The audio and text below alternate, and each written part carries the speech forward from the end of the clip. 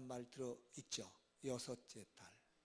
이게 무슨 말이냐면 예수님이 오셨을 때 세례를 베푼 사람이 있어요. 그 사람의 이름이 혹시 누군지 아시나요? 요한이라고 하잖아요. 근데 요한은 이름이 좀 많아요. 이름이 좋은가 봐요. 그래서 요한이라는 이름 중에는 예수님의 제자인 사도 요한도 있어요. 요한계시록을 쓴 사람. 요한복음을 쓰고 요한 1, 2, 3, 4를 쓴 그 사도 요한이라는 사람이 있어요. 그 사람과 구분하기 위해서 예수님에게 세례를 베푼 사람이라고 그래서 앞에다가 이렇게 닉네임을 붙여줍니다. 세례자 요한. 이렇게. 그러니까 예수님에게 세례를 베푼 사람입니다. 세례자 요한. 어떤 사람은 뭐 세례자 요한이라는 말로 쓰지 않고 세례 요한 이렇게 씁니다. 근데 저는 그냥 세례자 요한이라는 말이 더 이렇게 와닿아요. 설명하기가 좋아요. 그래서 그 예수님을 세례를 주었던 그 요한이 임신한 지, 잉태된 지 6개월 되었다 이 말이에요. 그 26절이죠. 거기에 여섯째 달에 라는 말은 세례자 요한이 잉태된 지 6개월째가 되는 달에 이런 말이에요. 그렇게 보면 뭐겠어요? 세례자 요한이 예수님보다 몇 개월 먼저 태어났다? 6개월 먼저 태어났다는 겁니다.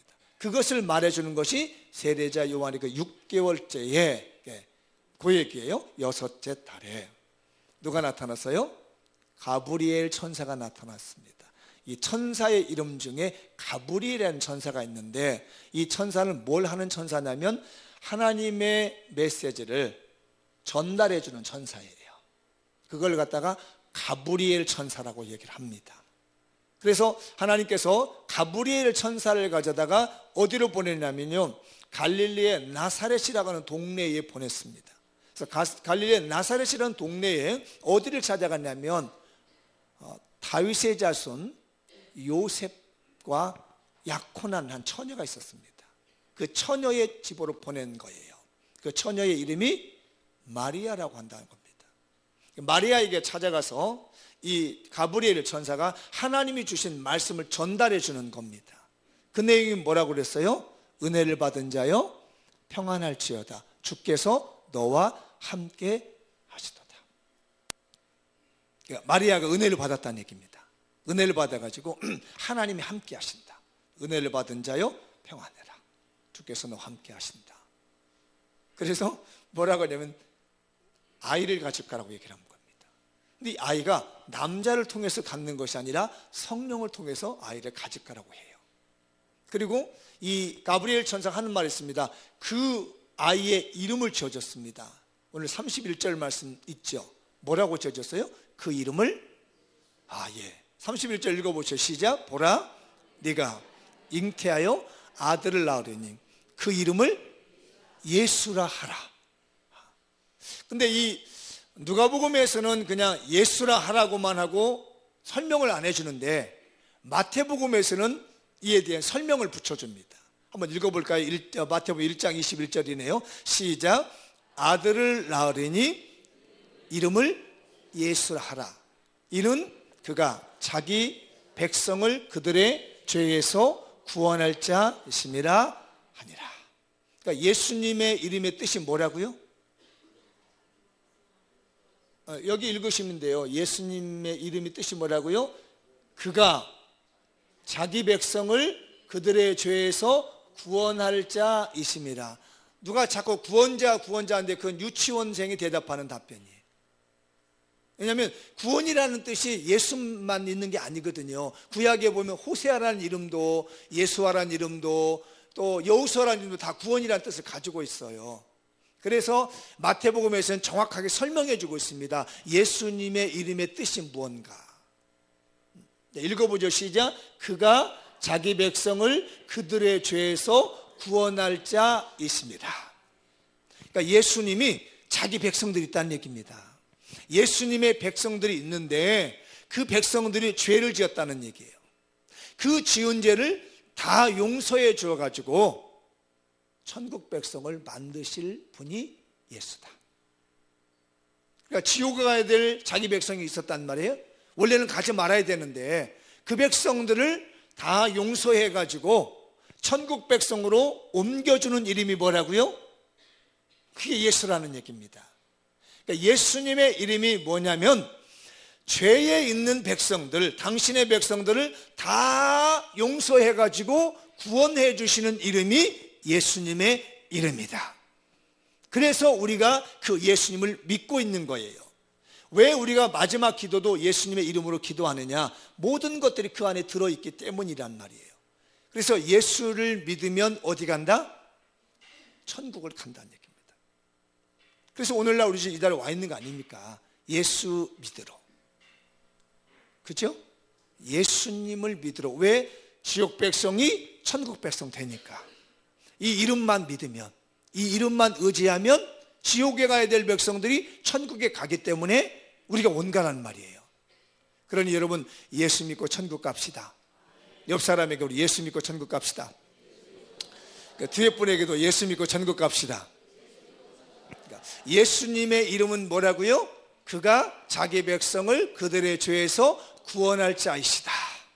하나님의 백성들을 다 구원해서 천국 가게 하는 이름이 예수의 이름이다. 그런데 제가 이 말씀을 이렇게 정리해 놓고 보니까 사실 실제적으로요, 어제 원고를 한 4장 정도 써놨다가 다 폐기시키고 다시 만든 설교입니다.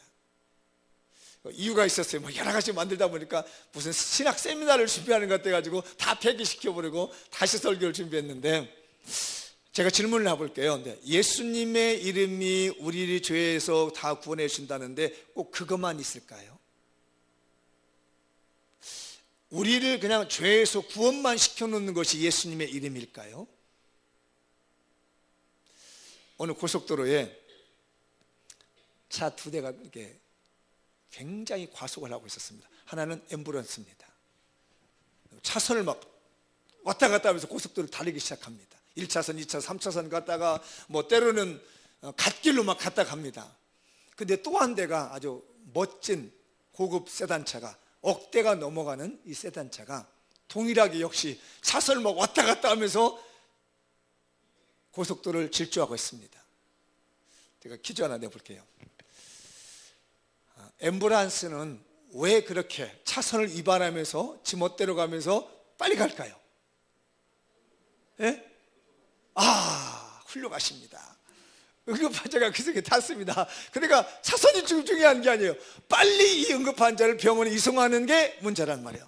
그런데 이 고급 승용차, 억대가 넘어가는 이 승용차는 왜 빨리 이렇게 좌지우지를 막 가면서 차선을 다 위반하면서 갈까요? 네? 뭐라고요? 자기과시. 또 딩동댕, 음주운전 하니까.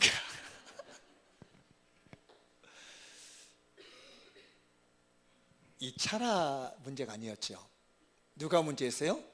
운전자가 문제입니다. 그 차 안에서 누가 운전하냐에 따라서 위급 환자를 이송해 주느냐, 아니면 이 음주운전 해가지고 이게 어디 가서 언제 부딪혀서 차가 뒤집어질지 모른다는 얘기예요. 우리 마음에 운전자가 누구냐가 중요합니다. 여러분이 억대 연봉을 받고 사회적 지위가 높고 출세하고 성공했을지라도 그 안에 주인공이 테러리스트라든지 원수가 내 마음에 들어있다면 내 인생은 언제 어느 때 전복할 줄 모릅니다. 그 모습을 바라보고 있는 사람들은요, 위태위태합니다. 우리나라의 세계적으로 최고의 브랜드의 세단차를 타고 수억 대의 차를 타고 와서 그렇게 차선을 위반하면서 비틀거리면서 운전하고 가고 있는 사람 보고 야, 차 좋다 이렇게 말하지 않습니다. 저 사람 저러다가 큰일 나겠는데, 저거 언제 가다 죽을지 모르겠는데 하다가 보니까 정말 뒤집어 엎어서 죽어져 있는 거예요. 다행히도 그 차가 뒤집어지지 않았더라면 정말 천행다행입니다. 근데 우리는 지금 그런 인생 살고 있는 사람들이 많습니다. 내 안에 주인이 누가 되었느냐 이겁니다. 항공기가 매우 큽니다. 우리가 집사님 항공기인데 항공기가 매우 크지만 그 조종실은요 매우 작습니다. 그리고 기장 한 사람이 그 많은 승객들을 이끌고 갑니다. 근데 그 작은 조종실에 테러리스트가 들어간다면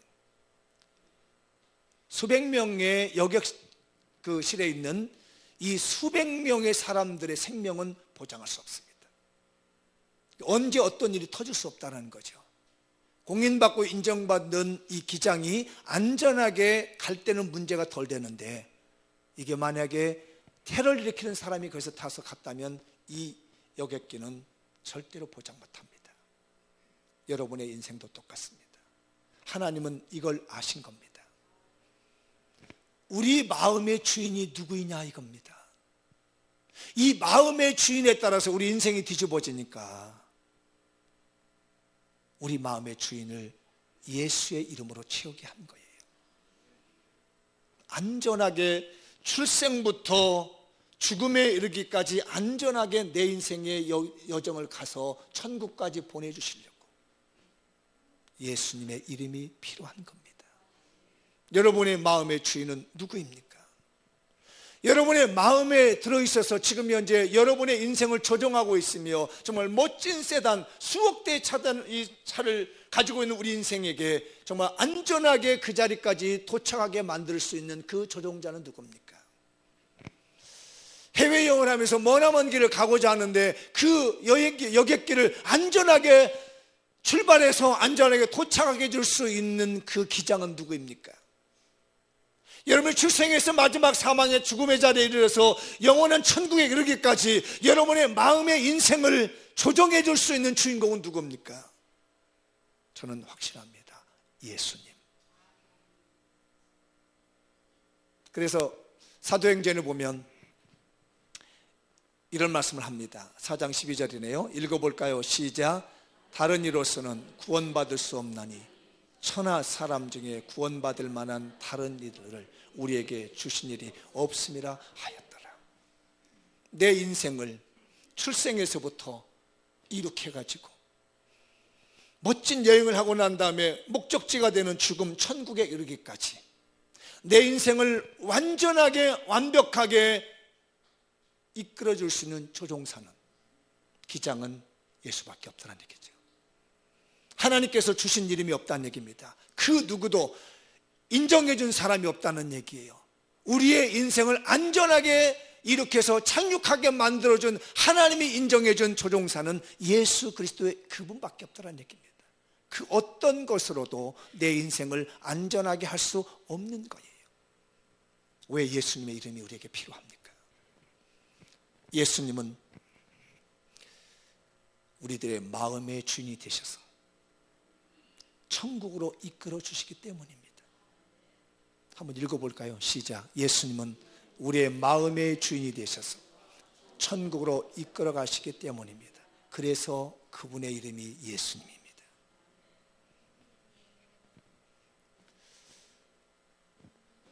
저도 개인적으로 굉장히 존경하는 우리 기독교 역사에 설교자가 있습니다. 그분의 이름을 이렇게 빗대서 설교의 황태자라고 불러주는 사람이 있습니다. 저도 개인적으로 참 좋아하고 나도 그렇게 설교했으면 좋겠다라고 닮아보고 싶은 그런 설교자입니다. 19세기 말에 사셨던 분인데 1800년 중반에서 후반까지 영국에서 있었던 분이에요. 혹시 여러분들 들어보신 분 모르시면 찰스 스펄전이라는 목사님입니다. 근데 이분이 16살 때 일입니다. 교회를 가야 되는데 날씨가 추운 날씨고 눈이 많이 왔대요, 영국에서. 원래 이분이 이제 청소년이잖아요. 16살짜리가 교회를 이제 가야 되는데 멀리 있어서 눈이 와서 갈 수가 없더래요. 돌아보니까 시골에 이렇게 허름한 교회가 있더라는 겁니다. 그래서 예배는 안 드릴 수는 없고 해서 그 예배당에서 앉아 있었대요. 예배 시간이 됐는데 목사님이 안 계시더래요. 기다리고 있었더니 회중석에 앉아있던 어떤 집사님 한 분이 이렇게 꽉 말라가지고 허름하게 생기신 분이 강대상 올라오시더래요. 그러더니 예배 드리자고 하면서 예배 순서를 진행하더랍니다. 목사님이 안 계시니까 그냥 집사님들이 돌아가면서 설교를 하시는 것 같은 느낌인 거죠. 이 아이가 보니까 스펄전이라는 아이가 보니까 그때 본 성경 구절이 이제 스펄전에게 고백인데, 이 성경 구절을 보더래요. 이사야 45장 22절 한번 읽어볼까요? 시작. 땅의 모든 끝이여 내게로 돌이켜 구원을 받아라. 나는 하나님이라 다른 이가 없느니라. 이 설교를 이렇게 쭉 하더니 이분이 그냥 얘기를 하는 겁니다. 집사님이 목사님처럼 유창한 신학적 지식도 있는 것도 아니고 뭐 하는 것도 아니고 그냥 설교를 그냥 이 집사님이 그냥 설교를 하는데 그런 이제 질문을 던지라는 겁니다. 여러분 무엇을 보고 삽니까? 물어보더래요. 그러면서 예수님을 바라봐야 됩니다. 예수님을 바라보는 데는 10년도 50년도 안 걸립니다. 그냥 이 자리에서 볼 수 있습니다. 예수님을 바라보는 것은요, 장애인도 볼 수 있습니다. 건강한 사람도 볼 수 있습니다. 여러분 그렇잖아요? 예수님 바라보는데 무슨 돈이 들어갑니까? 예수님 바라보는데 무슨 기운이 딸립니까? 그냥 마음으로 예수님만 바라보면 되는 건데요. 그렇잖아요? 여러분 예수님을 바라봅시다. 집사님 그냥 그렇게 설교를 한 거예요. 근데 이제 아마 이 스펄전이 고개를 숙이고 있었는데 어쩐지 이렇게 인상이 별로 이렇게 밝지 않습니다. 여기도 보니까 몇 사람이 인상이 별로 밝지 않아가지고 앉아있는 분들이 있는데 정신 차리고 예수님 봐야 됩니다. 이렇게 기적이 일어날 수 있어요? 정말 이거 놀라운 기독교 역사를 바꾼 사건이에요? 그래요. 거기서부터 바뀔 거 이제. 그러니까 이게 여기 몇몇 우리 교인들이 같이 별로 시무룩하니 앉아있으니까 딱 지나가면서 젊은이 자네 예수 봐야 될 것 같네 이러더라는 겁니다. 예수님은 하나님이셨습니다. 하나님이신 예수님을 봐야 됩니다. 예수님은 우리 죄를 위해서 인간의 몸으로 오셨습니다. 우리 그 예수님을 봐야 됩니다. 이 예수님이 우리를 구원해 주시기 위해서 십자가에서 못 박혀 죽어주셨습니다. 그 예수님 봐야 됩니다. 예수님이 십자가에서 못 박혀 죽은 걸로 끝난 것이 아니라 3일 만에 부활하셨습니다. 우리 그 예수님을 봐야 됩니다. 그러면 부활의 역사가 일어납니다. 예수님이 3일 만에 부활해서 끝난 것이 아니라 40일 동안 이 세상에 살아계시다가 40일 만에 하늘나라에 올라가셨습니다. 우리가 이렇게 하나님 나라에 갈 수 있다고 하는 확신을 보여주신 겁니다. 하늘나라에 올라가셔서 그냥 계신 것이 아니라 하나님 보좌 우편에 앉아 계시는 겁니다. 우리도 하늘나라에 가면 그렇게 하나님 보좌 우편에 앉아 계실 수 있다는 것을 보여준 겁니다. 그 예수님을 바라보는 거예요. 예수님이 하늘 보좌 우편에 앉아만 계시는 것이 아니라 그 보좌 우편에서 우리를 위해서 말할 수 없는 탄식을 가지고 기도하고 계십니다. 그 예수님 우리는 바라봐야 되겠습니다. 그리고 기도만 하고 계시는 것이 아니라 마라나타 합니다. 반드시 오십니다. 여러분의 눈물을 씻겨주십니다. 우리의 가슴 아픈 일을 해결해 주십니다. 우리를 영원한 천국으로 인도하시기 위해서 우리 주님이 반드시 오십니다. 그 예수님을 바라봐야 됩니다. 우리 성도들요, 예수님 바라봅시다. 예수님 바라봅시다. 돈이 드는 게 아닙니다. 시간이 걸리는 게 아닙니다. 마음만 먹으면 되는 거예요. 내 안에 예수님이 계셔서 내 인생에 여객기에 내 조종관에 내 마음의 운전석에 예수님만 앉아 계시기만 한다면 예수님을 바라볼 수 있습니다. 거기에 놀라운 역사가 일어납니다. 스펄전이 깜짝 놀랐습니다. 그 바라보라는 말씀에 감동을 받고 그날 고백하기를 그때 그가 중생의 체험을 했답니다. 거듭남의 체험을 했답니다. 그리고 제가 믿겨지지 않는 일들이 벌어졌습니다. 이게 사실인가? 제가 글을 보고 있었던 제가 이게 사실인가 아닌가 할 정도 믿겨지지 않는 일이 벌어졌는데 그 4년 후에 이분이 어느 교회에서 설교하는 목회자 일을 했다는 얘기입니다. 그때 은혜 받고, 그래서 지금도 전 세계적으로나 이 신학을 하는 사람이나 목사님들 중에 설교하는 사람은요, 찰스 스펄전 하면요 굉장히 설교에 대한 그런 존경심을 갖습니다. 설교의 황태자. 예수를 바라보니까 소망이 생긴 겁니다. 예수님을 바라보니까 능력이 생긴 겁니다. 예수님을 바라보니까 희망이 생기는 거예요. 우리 성도들이요, 예수님을 바라봐야 됩니다. 왜 예수님이십니까? 바라보는 겁니다. 우리 히브리서 말씀에 보면 이런 말씀이 나오지. 2절에 12장 2절 시작. 믿음의 주요 또 온전하게 하시는 이는 예수를 바라보자. 그는 그 앞에 있는 기쁨을 위하여 십자가를 참으시고 부끄러움을 개의치 아니하시더니 하나님 보좌 우편에 앉아 계시느니라. 오늘 이 시간 여러분의 마음의 문을 열어서 하나님 보좌 우편에 앉아 계신 예수를 바라보십시오. 이 예수님은 당신 앞에 있는 기쁨을 위해서 십자가를 참으셨습니다. 십자가의 부끄러움을 참으셨습니다. 시련을 다 견디셨습니다. 그리고 하나님 보좌 우편에 앉아 계시면서 말합니다. 나를 봐라, 나를 봐라. 내가 어려움 당하고 힘들어하더니 이렇게 하나님 보좌에서 영광을 보지 않느냐. 사랑하는 성도들아, 나를 봐라 라고 하면서 우리 주님이 우리를 부르짖고 있는 줄 믿습니다. 성도들이여, 다른 것 보지 말고 예수님 봅시다. 세상에 여러 가지를 보십시오. 다 안 된다는 얘기입니다. 제가 요즘 웬만하면 뉴스를 잘 안 보려고 합니다. 마음이 상해서 볼 수가 없어요. 왜냐하면 좋은 소식이 하나도 없습니다.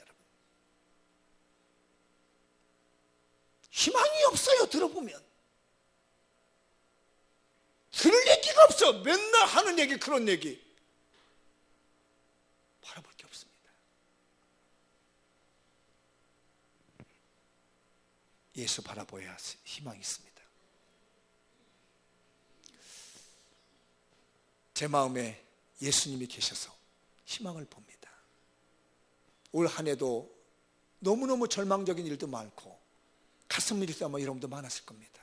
이대로 가면 우리는 아무것도 못합니다. 그러나 예수님을 바라보면 소망이 생깁니다. 죽었다가도 사시잖아요. 하늘 보좌에 올라가서 영광을 주시잖아요. 우리 성도들이요, 예수님 바라봅시다. 왜 그러면 예수님이라 했을까요? 답이 나왔지요? 예수님의 이름은 우리의 소망이 되시기 때문입니다. 한번 읽어볼까요? 시작. 예수님의 이름은 우리의 소망이 되시기 때문입니다. 그래서 그 이름을 예수라 하라 한 겁니다. 왜? 그 이름을 바라보면, 그분을 바라보면 살 소망이 생긴다는 거예요. 뭔가 해볼 만한 용기가 생긴다는 겁니다.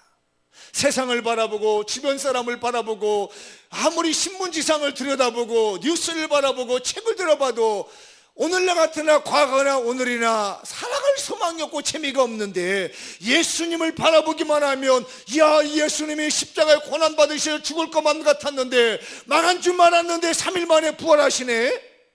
3일 만에 부활해서 끝난 줄 알았더니 하늘 보좌 우편에서 영광을 누리시는 거 보니까 희망이 있구나, 소망이 있구나. 우리 교인들이요, 예수님을 바라봅시다. 내 안의 주인공이 예수님이 되셔서 이 예수님이 이끄시는 대로 바라보는 겁니다. 어느 교회에 굉장히 믿음 좋은 집사님이 설렁탕집을 하고 싶었대요. 그래서 여러모로 이렇게 알아보다가 마음에 드는 설렁탕집을 하나 계약을 하고 돈을 지불했답니다. 그리고 영업 전날, 그러니까 내일 영업하기로 했는데 이분이 기도했대요. 하나님, 설렁탕집을 주셔서 참 감사합니다. 제가 이 설렁탕집을 할 때 오는 손님들은 다 예수님처럼 대하겠습니다.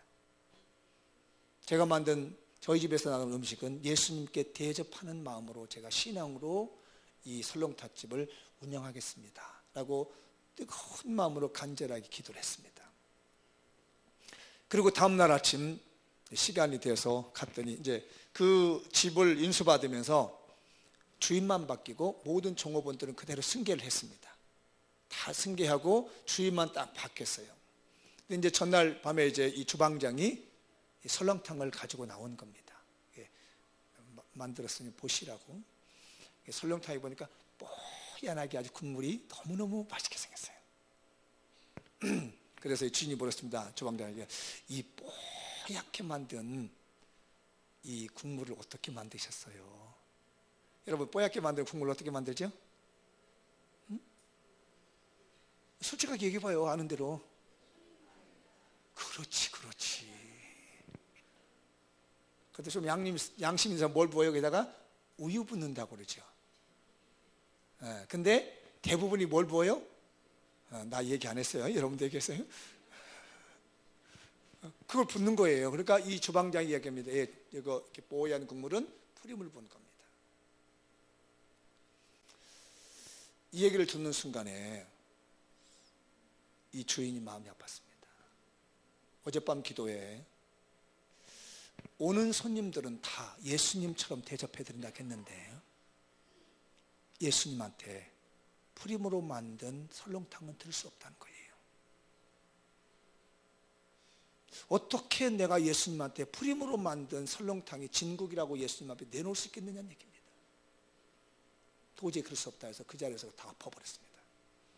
다 버렸습니다. 그리고 밖에다가 붙여놨습니다. 오늘 하루 휴업입니다. 예고도 없이 이제 휴업이 된 거죠. 그러니까 이제 점심때가 돼서 단골 손님들이 왔습니다. 단골 손님들이 와가지고 왜 갑자기 예고도 없이 식사를 이렇게 안 하느냐, 우리가 매일 오는데 왜 얘기도 없느냐라고 이렇게 웅성웅성 하니까 이 주인이 말하지 않을 수가 없는 거예요. 그래서 나가서 얘기했답니다. 사실은 지금까지 우리 집에서 이 집에서 나간 설렁탕에는 푸림이 타 있었습니다. 도저히 제가 푸림 섞은 이 음식을 드릴 수가 없어서 오늘 휴업하고 제가 푸림 섞이지 않는 음식으로 여러분에게 제공하겠습니다. 이러고 난 다음부터 그 집이 더 소문이 잘 나가지고 이전보다 더 단골 손님이 많아졌다는 겁니다. 왜 예수의 이름입니까? 우리의 더러워지고 부패해진 양심을 회복하는 데는 예수님의 이름밖에 없는 거예요. 이 세상의 그 어떤 것으로도 우리의 더러워져 이기적인 욕심 많은 이 양심을 도저히 회복시킬 수가 없는 겁니다. 회칠한 무덤이라고 말하고 있습니다. 화인 맞은 양심이라고 성경은 말하고 있습니다. 그 어떠한 것으로 세상의 그 어떤 조종사로서 하나님이 지정해준 예수님의 이름 외에는 하나님께 소망을 두며 예수님을 바라보며 예수님의 소망을 두지 않는 사람으로는 도저히 이 양심을, 더러워진 양심을 회복할 수 없기 때문에 그 양심을 회복하는 데 필요한 것이 예수 그리스도라. 그래서 성경은 베드로서의 말씀에 이렇게 말합니다. 3장 16절입니다. 읽어보죠. 시작. 선한 양심을 가지라. 이는 그리스도 안에 있는 너희의 선행을 욕하는 자들로 그 비방하는 일에 부끄러움을 당하게 하려 함이라. 예수로 말미암아 회복된 선한 양심에 대해서 누군가가 비방하면 오히려 그 사람이 부끄러워할 수 있도록 하기 위한 이름이 예수 그리스도의 이름입니다. 왜 예수 그리스도의 이름입니까? 예수 그리스도의 이름은 양심을 회복시켜 사람답게 살도록 하기 때문입니다. 읽어볼까요? 시작. 예수의 이름은 양심을 회복시켜 사람답게 살도록 하기 때문입니다.